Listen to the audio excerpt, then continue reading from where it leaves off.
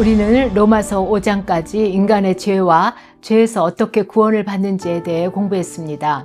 그리고 지난 6장부터는 우리가 그리스도의 능력 안에서 어떻게 죄를 이겨나갈 수 있는가, 구원받은 하나님의 자녀가 어떻게 성화의 삶을 살 수 있는가를 공부하고 있습니다. 지난 시간 바울 사도는 우리가 죄를 이기는 삶을 살기 위해서는 죄가 우리 몸을 지배하지 못하도록 죄에 대하여 죽은 자가 되어야 한다고 말합니다. 그러므로 너희 자신을 죄에 대하여는 죽은 자요 그리스도 안에서 하나님께 대하여는 살아있는 자로 여기라. 우리는 죄에 대해 죽는다는 것을 침례를 통해 살펴보았습니다. 우리는 우리 몸의 지체를 세상에 드릴 수도 있고 하나님께 드릴 수도 있습니다. 그러므로 바울 사도는 너희 지체를 불의의 무기로 죄에게 내주지 말고 오직 너희 자신을 하나님께 드리며 너희 지체를 의의 무기로 하나님께 드리라고 말씀합니다. 지난 시간 6장 1절은 죄가 많은 곳에 은혜가 넘친다고 했습니다. 그러면 은혜를 더하기 위해 죄에 거하겠느냐고 바울 사도가 반문하였습니다. 오늘 본문에서도 같은 질문을 합니다. 14절 말씀입니다. 죄가 너희를 주장하지 못하리니 이는 너희가 법 아래 있지 아니하고 은혜 아래 있음이라. 그런즉 어찌하리요 우리가 법 아래 있지 아니하고 은혜 아래 있으니 죄를 지으리요 그럴 수 없느니라. 우리가 은혜 아래에 있으면 율법이 더 이상 우리를 정죄하지 못하므로 죄를 지어도 상관없는 것이 아니냐는 질문입니다. 유대인들은 모세의 율법에 매여 있습니다. 율법 아래에 있을 때는 법이 그들의 행동을 주장하게 됩니다. 그러나 예수 그리스도로 구원받은 사람들은 율법에서 벗어나 자유함을 얻습니다. 율법에서 벗어나 자유함을 얻은 사람들은 결코 죄와 사망으로부터 정죄를 받지 않습니다. 이미 죄에 대하여 죽었기 때문입니다. 그들은 법 아래 있지 않고 은혜 아래 있기 때문입니다. 은혜란 받을 자격이 없는 자가 받는 선물이지요. 법은 우리가 죄인임을 깨닫게 하는 역할을 합니다. 우리가 은혜 아래에 있으면 법은 우리가 법을 지켜서 의롭게 될 수 있는 자격이 없다는 것을 깨닫게 해줍니다. 그러므로 우리가 은혜 아래에 있으면 죄는 우리를 주장하지 못합니다. 더욱 하나님의 선물은 예수 그리스도를 통하여 우리의 과거의 죄, 현재의 죄, 미래의 죄까지 모두 용서하셨기 때문입니다.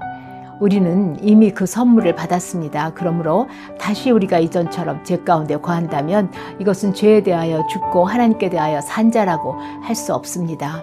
그는 아직 죄의 종노릇하는 자입니다. 바울 사도는 우리가 누구에게 순종한다는 것은 그 대상의 종이 되는 것이라고 말합니다. 우리가 죄를 따라 살면 죄의 종이 됩니다. 우리가 의를 따라 살면 의의 종이 되는 거지요. 본문 16절 말씀 봅니다. 너희 자신을 종에게 내줘 누구에게든 순종하든지 그 순종함을 받는 자의 종이 되는 줄을 너희가 알지 못하느냐. 혹은 죄의 종으로 사망에 이르고 혹은 순종의 종으로 의에 이르느니라. 하나님은 우리에게 선택할 수 있는 의지를 주셨습니다. 그래서 인생은 평생 선택을 하며 살아갑니다. 그런데 우리에게는 선택할 수 있는 권한과 함께 또한 선택에 따른 결과의 지배를 받게 됩니다.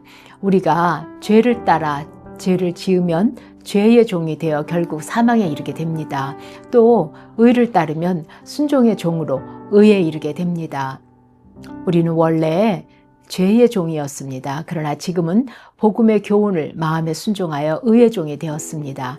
17절 말씀입니다. 하나님께 감사하리로다. 너희가 본래 죄의 종이더니 너희에게 전하여 준 바 교훈의 본을 마음으로 순종하여 죄로부터 해방되어 의에게 종이 되었느니라. 우리가 죄의 종이었지만 교훈의 본을 마음으로 순종하여 죄에서 해방되어 의의 종이 되었습니다. 우리가 전에는 죄의 종으로 우리의 지체를 불의의 병기로 드렸습니다. 그러나 이제는 예수 그리스도와 연합을 통해 예수님과 함께 죽고 함께 살아났습니다. 이제 죄가 왕노릇하던 죄의 권세에서 자유하게 된 것입니다. 죄는 법을 어기는 자는 심판을 받을 것이라는 정죄로 우리를 협박합니다. 그러나 더 이상 우리는 죄에 매어 살거나 협박받지 않습니다. 우리의 정체성은 예수 그리스도로 말미암아 의인된 자들입니다. 우리는 의의 종이 되었습니다. 법이 말하는 의는 법을 모두 잘 지키는 것입니다. 그러나 은혜 아래 있는 자는 예수님이 십자가에서 우리의 모든 죄를 용서하셨다는 것을 믿는 믿음이 의입니다. 우리가 죄의 종이었을 때는 의에 대해 자유로웠습니다. 의로운 것과는 상관없이 살아도 걸림이 되지 않았습니다. 그러나 이러한 삶의 결과는 사망이라고 합니다. 그러나 우리의 연약함은 아직도 죄의 습성을 따라 살려고 합니다. 19절 말씀에 너희 육신이 연약함으로 내가 사람의 예대로 말하노니 전에 너희가 너희 지체를 부정과 불법에 내주어 불법에 이른 것 같이 이제는 너희 지체를 의에게 종으로 내주어 거룩함에 이르라. 예수님으로 인하여 죄에서 자유하게 되었지만 우리는 연약하여 자꾸 우리 지체를 부정과 불법에 내어주게 됩니다. 그러나 감사하게도 우리는 하나님의 은혜 아래 살고 있습니다. 우리는 은혜로 제사함을 받았습니다. 그러므로 우리가 은혜 아래 살아간다고 하는 것은 우리가 노력하여 자격을 갖추려고 하는 것이 아니지요. 예수님이 베푸신 거저받은 은혜에 감사하는 삶을 사는 것입니다. 우리가 넘어지고 좌절할 때마다 다시 하나님께로 달려가면 의롭다 하시는 은혜가 있습니다. 그러므로 이제는 우리의 지체를 의의 종에게 내어주어 거룩함에 이르라고 합니다. 그 결과로 우리에게 주어지는 것은 영원한 생명입니다. 오늘 본문은 구원받은 성도가 어떻게 죄를 이길 수 있고 어떻게 성화의 삶을 살 수 있는가를 말씀하고 있습니다. 바울 사도는 죄의 삭은 사망이요 하나님의 은사는 그리스도 예수 우리 주 안에 있는 영생이라고 결론을 내립니다. 죄의 결과는 사망입니다. 그리고 의의 종에게 주시는 하나님의 은혜는 영생입니다. 우리는 예수 그리스도 안에 있는 의의 종으로 영생을 얻은 자들입니다. 그러므로 우리의 정체성은 예수 안에 거룩한 신부입니다. 오늘도 예수 이름으로 승리하는 삶이 되기를 간구합니다. 함께 기도하시겠습니다. 하나님 아버지, 예수 그리스도를 통해 우리에게 구원의 길을 열어주셨음을 감사합니다.